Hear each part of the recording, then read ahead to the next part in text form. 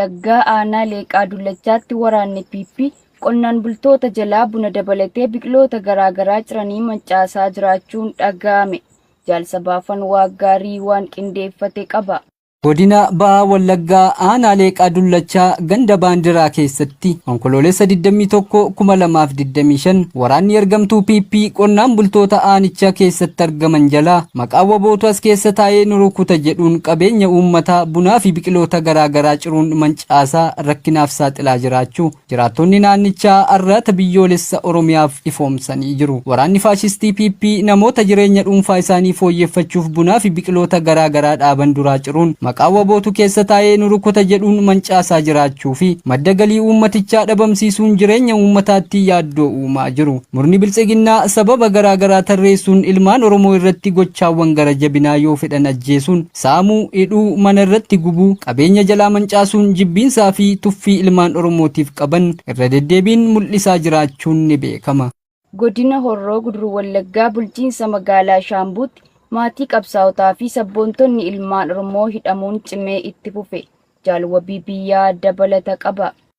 Godina Horroo Guduruu Wallaggaa bulchiinsa magaalaa Shaambuutti waggoottan Koloneel Abiyyi Ahmad aangoo qabatee kaasee gochaawwan farra namoomaa murna maqaa mootummaan ijaaramuun ulaagaa mootummaa hin guunneen namoota sabaaf dubbatan addatti fo'uun irratti raawwatamuu jabaatee jira. Bifuma kanaanis dargaggoon maqaan isaa Mooyiboon Dhugaasaa jedhamu jiraataa magaalaa Shaambuu kan ta'e kan quuqan saba isaa nagaa fi tasgabbiisa dhorkachuun uummataaf sagalee ta'uun beekamu bara sirna APRDF irraa eegalee jireenyi isaa mana hidhaa ta'e bara murna biltsiginnaa kanattis yakka malee 2020 kaasee irra deddeebiin sirna biltsiginnaan hidhamee rakkoo hamtuuf saaxilamaa akka jirus jiraattonni himan. Dargaggoon Mooyiboon shira firaa fi diinaatiin waggoottaniif murtii seeraa malee gidirfamaa akka jirus jiraattonni kan himan. Dargaggoo ilmoo namaaf kabaja guddaa qabu bakka rakkoo fi miidhama sabichaaf duub-deebii tokko malee of kennuun hojjetu akka ta'es dabaluun ibsuun amma garuu qaamni isaaf birmatu dhibuu irraa kan ka'e ergaa hidhamee kaasee bulchiinsa magaalaa Shaambuutti haala hammaataa keessa akka jirus jiraattonni arraata biyyoolessa Oromiyaatti himaniiru. Murni Oromummaa dheeffatee aantee fi sanyii isaa moggaatti dhiibuun ekeraa sirnoota mootii gonfoon arganuu barbaadu biltsiginnaan caasaa gubbaa hanga gadiitti shiraa fi gidiraan ijaaree sabboontota ilmaan Oromoo fi maatii qabsaa'otaa ittiin gidirsaa jira. Godina Jimmaa aanaalee cufatti saamichi maqaa adda addaan uummata irratti raawwatamaa jiru hammaachuun himame. Guutuu gabaasichaaf Jaal Amansiis Kaayyoo.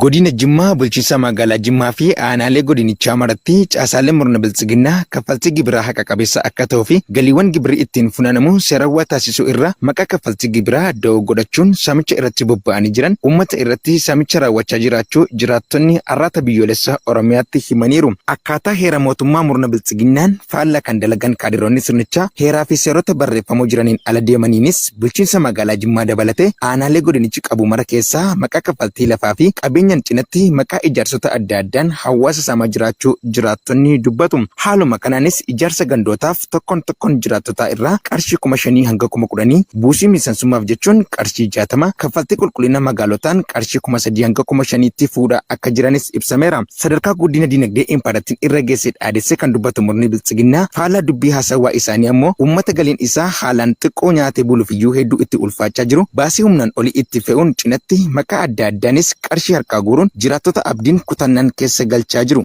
Godina Lixa Shaggar aanaa Midaaqanyitti waraanni Impaayireetii dargaggoo tokko haala suukanneessaan ajjeesuun dhaga'ame. Bal'inni gabaasa kanaa akka itti aanutti isiniif dhiyaata.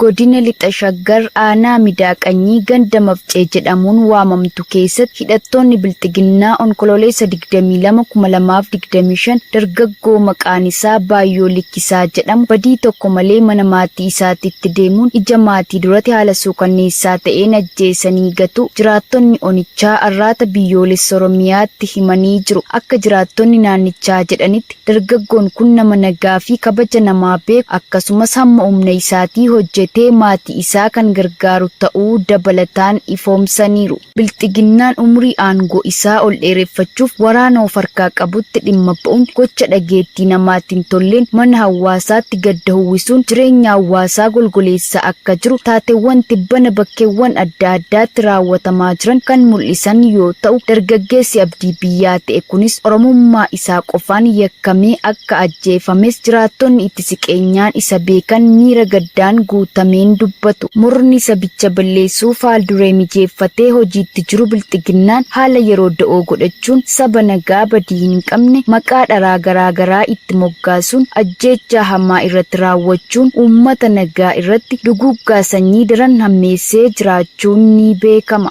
Ruubiyoon Israa'el Weest Baankii ni dabalti jedhee hin yaadu jechuun humni nageenyaa Gaazaatti bobba'u biyyoota Israa'el waliin nageenya qaban haammata jedhe. Gabaasa dabalataaf Jaal Yaadannoo Oromiyaa. Ministeerri haajaa alaa Ameerikaa Maarko Ruubiyoon jimaata kaleessaa Israa'el Weest Baankiin ni dabalatti jennee hin amannu jechuun sagalee kaa'ineseet torban kana wixinee lama tarkaanfachiisuuf kenname xiqqeessanii jiru. Ruubiyoon akka jedhanitti miseensonni mana maree Israa'el sagalee kana akka waan siyaasa itti aanaa pirezidaantii Ameerikaa J.D. Vaansii fi muummicha ministeeraa Israa'el Beniyaamin Neetaaniyaahu qaanfachiisuuf godhaniiru. Nuti waan ta'u nutti hin fakkaatu jechuun daawwannaa giddugala qindoomina siivilii fi waraanaa Ameerikaan durfamu kibba dhiya Israa'el keessatti argamutti gaazexeessitootaaf ibsaniiru. Gama biraatiin ammoo humni nageenyaa idil-addunyaa waliigaltee dhukaasa dhaabuun Gaazaatti bobba'uu biyyoota Israa'el waliin nageenya qaban irraa ijaaramuu qaba jechuun ministeerri dhimma alaa Ameerikaa kun jimaatuma kaleessaa daawwannaa Israa'el taasisaniin dubbataniiru. Ruubiyoon itti dabaluudhaan egereen bulchiinsa Gaazaa ammallee Israa'elii fi biyyoota michuu gidduutti hojjetamuu qaba, garuu Hamaasiin hammachuu akka hin dandeenye ibsuun ga'een abbaa taayitaa Falastiin qabaachuu danda'u kamiyyuu ammallee hin murtoofne jedhan jechuun Reuters gabaaseera. Matakkal aanaa Dibaat keessatti waraanni PP dargaggoo tokko ajjeesuun dhaga'ame. Guutuun gabaasichaa akka taanutti isiniif dhiyaata.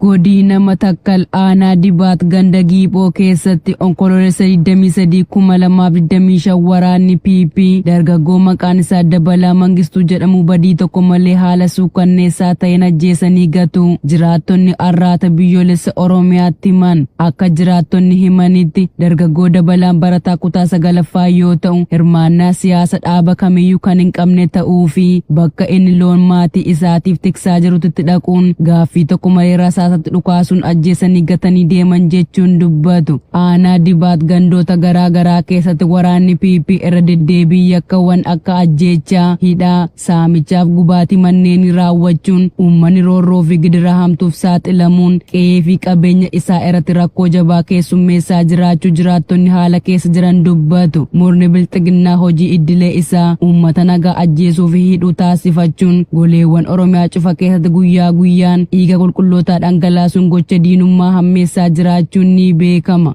Godina Qellem Wallaggaa aanaalee garaagaraa keessatti maqaa maatii qabsaa'otaa jedhuun uummanni jumlaan hidhamaa jiraachuun barame.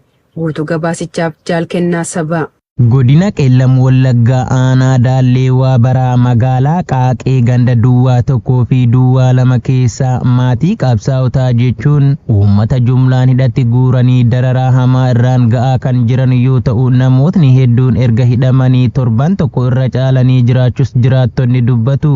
Namoota mana adabaatti badii dalagan osoo hin qabaatin dararamaa jiran keessaa kanneen maqaan nu qaqqabe Muhammad Fiixee, Tasfaa Hordofaa, Fufaa Bayyanaa, Fufaa Dhaabaa, Tasfaa Aagaa, Caacuraa Likkasaa, Yoosef Joobir, Kamaal Haashim, Lammeessaa Hoonii, Birqee Shulaa, Nagaasee Lammeessaa, Shuushee Hiikaa, Dammituu Lammeessaa, Nuuriyaa Tashoomaa fi kanneen ammaaf maqaan isaanii nu qaqqabne hedduunis akka jiran odeessa nu qaqqabirraa baruun danda'ameera. Faashistoonni afaaniin nagaa biyyaa eegsifna jecha nagaa biyyaa jeequun bartee isaaniif ta'e ilmaan Oromoo sabboontota ta'an ajjeesaa gariin mana dararaa Empaayeratti jumlaan guuranii naqaa isaan kaan ammoo maatii qabsaa'otaati jechuudhaan addatti dararama ulfaataaf saaxilaa turuu fi jiraachuun isaanii haaraa ta'uu dhabaatus tibbana ammoo bifa addaatiin shororkaan isaan uummatarraan ga'an daran ulfaachaa jiraachuu jiraattonni arraatni biyyoolessa Oromiyaa dubbise tokko tokko ni dubbatu. Godina Arsii Lixaa aanaalee garaagaraa keessatti murni bilxiginnaa hawaasa saamaa jiraachuun dhaga'ame. Jaal Yaadannoo Oromiyaa dabalata qaba. Godina Arsii Lixaa aanaa Qoree gandoota akka Shiree Arraagessaa, Shiree Kombolchaa, Shiree Boolee, Salmaan Shifaa, Leencaa Anshaa, Doodaa Dayyuu, Baadaa Gosa Qoomaa, Waajji Ibsannaa fi gandoota hedduu dabalatee onkoloolessa 18/2025 irraa eegaluun maqaa kaffaltii gosa garaagaraa kanneen akka baankii Siinqee, uffata milishaa, miseensa baankichaa ta'uu, raayyaa ittisa Impaayerattii fi nyaata barattootaatiif jedhu da'oo godhachuun hanga gabaasni kun qindaa'etti tokko tokkoon hawaasaatti dirqama 40 gadi buusanii saamaa jiraachuu jiraattonni har'aata biyyoolessa Oromiyaaf addeessanii jiru.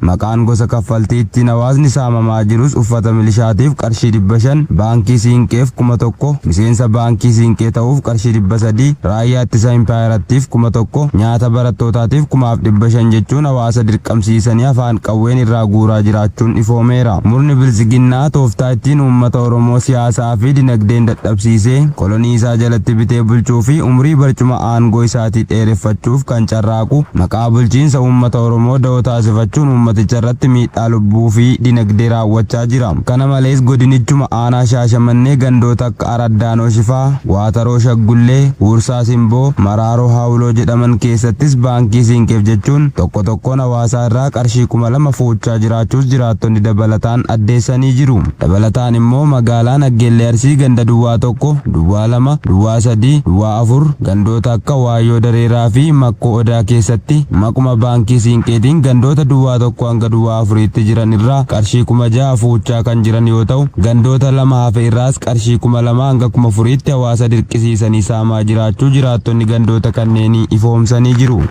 Godina Walloo aanaa Harxummaa Fursee tiksitoota impaayiratiin qonnaan bulaan tokko yoo madaa'u hidhaa reebichaa fi doorsisni jiraatota irratti raawwatamus cimee itti fufuun ifoome. Dabalatasaaf Jaaljiksaa Sirnaa. Godina Walloo aanaa Harxummaa Furseetti namni maqaan isaa Muhammad Umar Muhammad jedhamu nama dhuunfaa maqaan isaa Indiriis Huseen Booree jedhamu waliin wallolee onkoloolessa 22 bara 2025 gara galgalaa hidhattoonni maafiyaa PP raayyaa ittisa impaayiraatti poolisootaa fi milishoota jedhaman waliin ta'uun nama dhuunfaa kana ajjeesuuf konkolaataa 4 gara ganda Ashawaa Luxeetti bu'anii ganda Boorroo jedhamu deemuun mana nama kanaatti marsanii bulan. Guyyaa itti aanu onkoloolessa 23 ganama barii barraaqaan osoo namoonni riba irraa hin ka'in ganda Boorroo mana qonnaan bulaa Indiriis jedhamu kana irratti osoo daa'imnii fi haadholiin manicha keessa jiranii dhukaasa itti banuun Indiriis kana rasaasaan hoggaa madeessan maatiin isaa kaafachuun hospitaala magaalaa Kamisee wayita geessan Kamiseen hin danda'u jechuun dasseetti yeroo dabarsitu poolisoonni PP waliin dassee deemanii yakkamaadha ittiin jechuun iddoo inni du'aa fi jireenya gidduu jirutti qawween irra dhaabbatanii yaala fayyaa akka hin arganneef eegaa jiraachuun eerameera. Gareen hattootaa ergamtoonni biltiginnaa garaa isaanii furdifachuu fi giiphii isaanii guuttachuuf jecha qarshiin bitamanii namoota nagaa lubbuu obbaasaa fi dhiiga lolaasaa oolan kun guyyuma kana gandichumatti jiraattota danuu doorsisaa kan turan ta'uu fi firoottan Indiriis kana kan ta'anis dargaggoota 3 kanneen maqaan isaanii Kaalid Muhammad Muusee, Huseen Ahmad Huseenii fi nama biraa tokko qawwee isaanii irraa fudhachuun harka dudduubatti hidhanii uleedhaan tumanii laaffisuun konkolaataa keessa buusanii magaalaa aanichaa Caffaaroo bititti hidhuu fi dargaggoonni kunneenis reebicha qaama laalessuu irratti raawwatameen du'aa fi jireenya gidduu jiraachuu. Haleellaa biraa US Ameerikaan Kaaribiyaa keessatti bidiruu qoricha sammuu namaa hadoochuu baatee fiiga jedhame irratti xiyyeeffattee raawwatte namoota 6 ajjeesa jedhe qondaalli Peentaagoon Heekseet gabaasa qindaa'eef Jaalbooree Addunyaa. Ministeerri raayyaa ittisa biyyaa US Ameerikaa Pete Hegseth jimaata kaleessaa akka beeksisetti waraanni Ameerikaa doonii qoricha sammuu namaa adoochuu halkan tokkotti fe'attee deemtu jedhamte irratti haleellaa 10ffaa raawwachuun namoota 6 ajjeesuu fi duula kaarteelii qoricha sammuu namaa adoochuu irratti gaggeeffameen yoo xiqqaate namoota 46 akka du'an taasisee jira. Hegseth maxxansa miidiyaa hawaasaa irratti barreesseen dooniin kun garee Tireendi Arguyaa jedhamuun kan hojjetame yoo ta'u haleellaan kun kan raawwatame Kaaribiyaa keessa ta'uu ibseera. Saffisni tarkaanfii guyyoota dhiyoo asitti dabalaa dhufeera. Ji'a fulbaanaa yeroo jalqabaaf torban muraasaan tokko ture amma torban tokko keessatti 3 ta'eera. Haleellaa torban kana keessa raawwatame keessaa 2 baha Paasifiik keessatti kan raawwatame yoo ta'u naannoo waraanni haleellaa kana itti gaggeessuuf fedhii qabu babal'ise. Viidiyoo gurraachaa fi adii sekoondii 20f tarkaanfiin kun miidiyaa hawaasaa irratti maxxanfame keessatti bidiruun xiqqaan tokko bishaan irra sochii tokko malee taa'ee mul'ata. Yeroo piroojeektiiliin aappiin dheeraan irra bu'ee dho'insa uuma. Viidiyoon kun osoo dho'insi sun haftee bidiruu sanaa deebi'ee mul'achuuf gaatee hin uumin xumurama. Hegseth barreeffama isaa keessatti haleellaan kun bishaan idila addunyaa keessatti kan gaggeeffamedha. Yoo ati nama qoricha sammuu namaa adoochuu shororkeessaa ta'ee hemisfeera keenya keessatti qoricha sammuu namaa adoochuu daddabarsa taate akkuma alqaayidaa ilaallutti si ilaalla jechuun Hegseth barreeffama kanarratti dubbateera. Halkanis ta'e guyyaa neetworkii maatii keessan kaartaan ni hojjenna uummata keessan hordofna isin adamsina isin ajjeesna jedha jechuun Associated Press gabaaseera.